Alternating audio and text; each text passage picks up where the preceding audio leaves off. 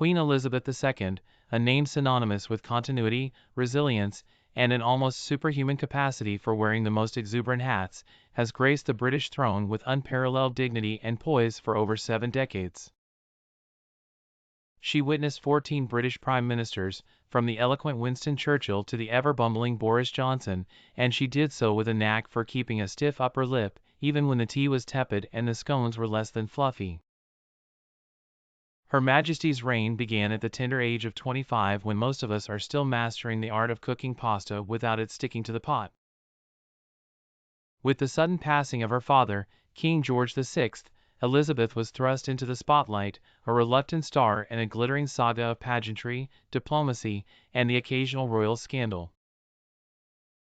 This tale of regal endurance wouldn't be complete without a mention of Prince Philip, the Duke of Edinburgh, her husband and chief mischief-maker, who always seemed to know just the right inappropriate joke to tell at a state banquet.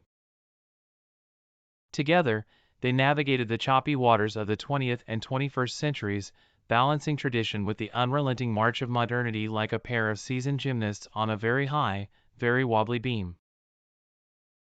Whether it was her famous Annus Horribilis speech in 1992, where she declared the year a complete write-off due to family and national dramas, or her more recent forays into Zoom calls, where she mastered the mute button with the precision of a seasoned IT professional.